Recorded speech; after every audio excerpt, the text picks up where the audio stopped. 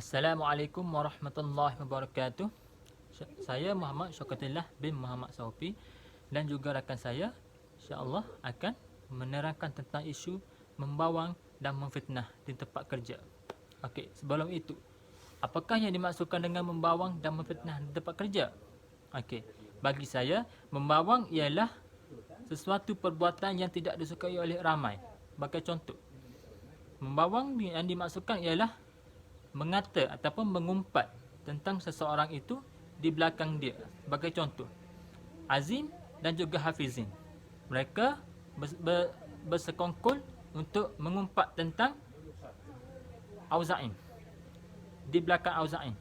Itulah yang dinamakan sebagai membawang. Manakala mengumpat pula ialah apabila seseorang itu membuat cerita yang mengarut tentang seseorang itu. Sebagai contoh, Azim memfitnah Hafizin melakukan perbuatan yang terkutuk, sedangkan Hafizin tidak melakukan perbuatan tersebut. Itulah yang dinamakan sebagai memfitnah.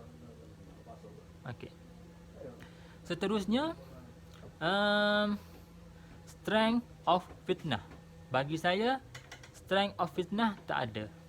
Kerana fitnah ini adalah satu perbuatan yang sangat tidak disukai oleh ramai.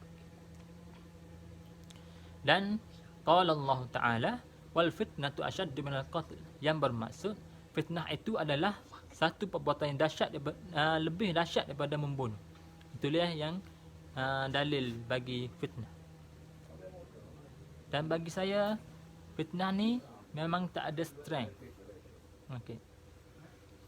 Untuk weaknesses of fitnah dan membawang memang banyak. Antaranya ialah seseorang itu tidak disukai oleh masyarakat, seseorang itu akan dijauhi oleh masyarakat, tidak disukai oleh Allah Ta'ala dan semuanya. Itulah weaknesses of membawang dan memfitnah. Weaknesses ni memang banyak, tapi saya bagi 3 je. Okey, itu je daripada saya. Hai, Assalamualaikum. Saya Jaafar bin Mahmud. Saya akan meneruskan perkongsian fitnah dan membawang di tempat kerja. Fitnah dan membawang atau mengumpat ini sebenarnya berlaku di mana-mana sahaja. Saya ingin memetik pandangan Ibnu Hajar dalam kitab Fathul Bari bahawa sesungguhnya fitnah itu kebiasaannya dibuat untuk mengubah sesuatu dan mereka-reka. Bagi mereka yang bekerja, mungkin ada pengalaman pernah difitnah dan diumpat oleh rakan sekerja.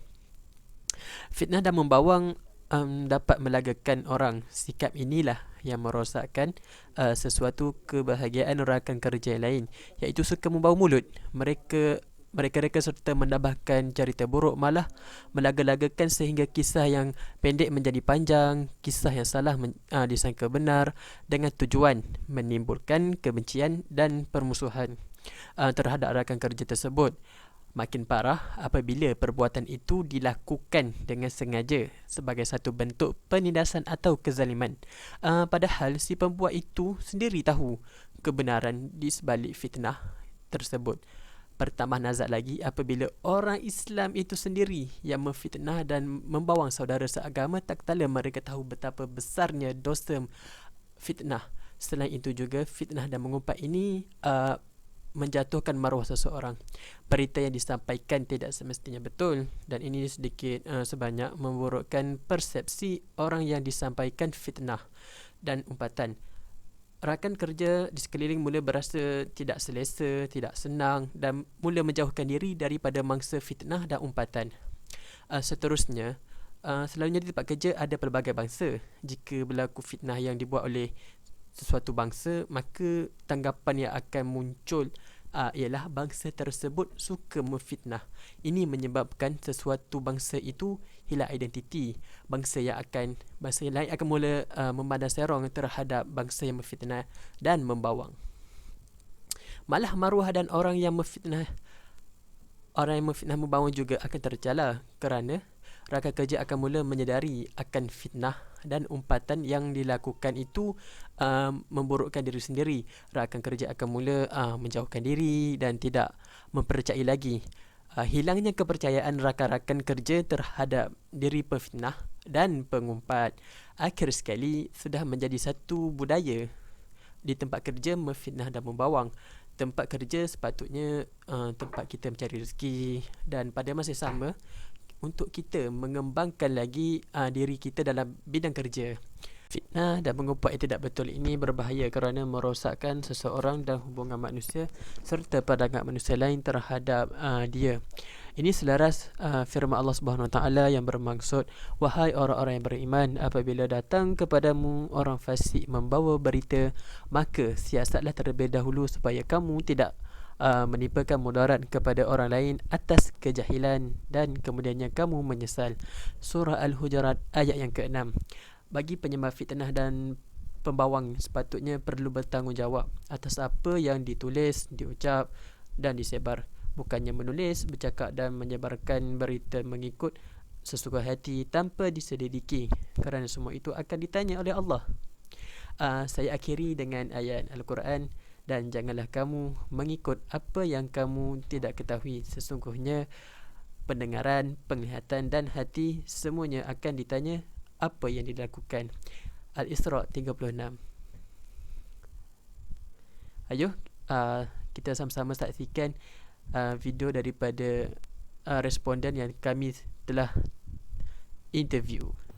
Bismillahirrahmanirrahim. Alhamdulillah wassalatu wassalamu ala Rasulillah wa ala alihi wa ashabihi wa man walah. Bersama kamu Muhammad Zakwan bin Muhammad Sahupi, berumur 25 tahun. Okey.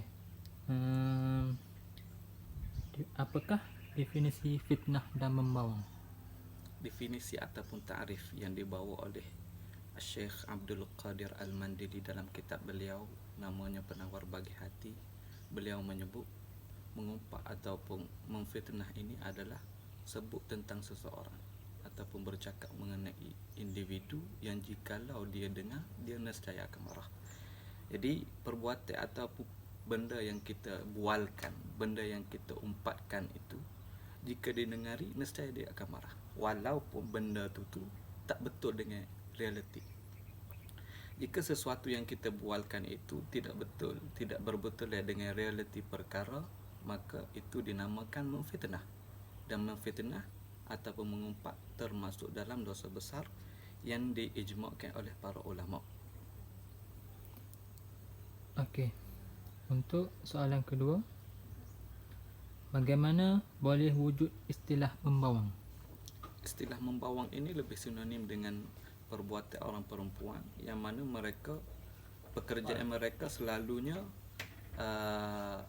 berlaku di dapur ataupun di mat'am, dan mereka sambil membuat pekerjaan iaitu menghiris bawang, maka adalah umpatan-umpatan dan bualan-bualan yang berkait tentang seseorang.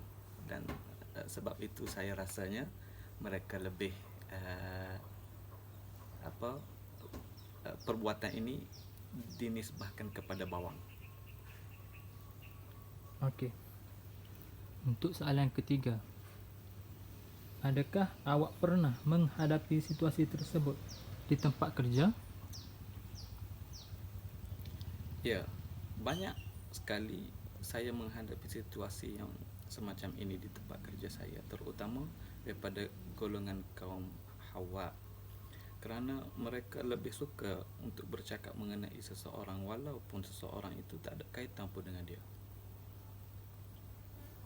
Okey. Untuk soalan keempat, bagaimanakah awak menghadapi situasi tersebut? Terkadang saya hadapi situasi tersebut dengan melihat beberapa faktor. Antaranya orang yang mengumpat itu sendiri. Kalau orang mengumpat itu orang yang boleh untuk saya tegur, maksudnya dia seseorang yang mudah untuk menerima teguran, saya akan tegur secara direct. Dan jikalau seseorang itu seseorang yang atas pada saya, umpama mak ayah saya ke ataupun bos saya ke, saya lebih suka untuk bertindak larikan diri ataupun tidak endahkan perbualan itu. Okey. Untuk soalan keempat. Untuk soalan kelima, Apakah tindakan yang awak boleh lakukan jika timbul situasi tersebut? Tindakan yang boleh saya lakukan jika saya berhadapan dengan situasi tersebut, saya lebih suka untuk mengalih tajuk perbualan ataupun topik itu kepada topik yang lebih bermanfaat dan berfaedah, ataupun saya bertindak melarikan diri. Okey. Untuk yang terakhir, apakah nasihat awak untuk orang-orang yang suka mengumpat ataupun membuang fitnah merata? Sebelum saya nasihat ke orang lain, lebih suka untuk saya nasihat dan bercakap mengenai diri saya sendiri. Saya himbau kepada rakan-rakan, sebelum kita berfikir untuk bercakap mengenai orang lain, kita tengok dan perhati diri kita sendiri. Jika kita ingin mencari tahu tentang keburukan ataupun sifat negatif tentang orang lain, mesti kita akan jumpa. Kerana tak ada seorang pun daripada manusia, melainkan Nabi, terselamat daripada segala kecelaan ataupun keburukan. Maksudnya, jika kita mencari tahu ataupun mengambil tahu tentang keburukan seseorang, nescaya kita akan jumpa, kerana kita tidak masuk. Jadi untuk kita lebih lagi daripada bersifat seumpama sifat-sifat sedemikian, kita perlu untuk perhatikan diri kita sendiri. Bagaimana hubungan kita sendiri dengan diri kita sendiri, hubungan kita dengan orang lain, dan terutamanya hubungan kita dengan Allah Ta'ala.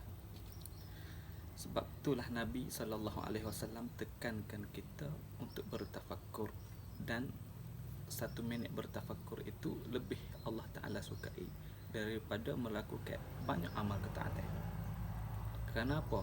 Kerana tafakur itu menghasilkan ataupun menampakkan keburukan kita sendiri sebelum kita nampak keburukan orang lain. Pertama. Yang kedua, andai kata kita terjumpa keburukan orang lain, boleh jadi keburukan yang kita temui itu telah pun ia taubat dan insafi. Jadi kenapa perlu lagi untuk kita bualkan, untuk kita panjaikan tentang satu perbuatan yang telah ia taubat, telah ia minta ampun kepada Allah Ta'ala, dan nescaya dia jadi wali, dan kenapa masih lagi kita menjadi syaitan?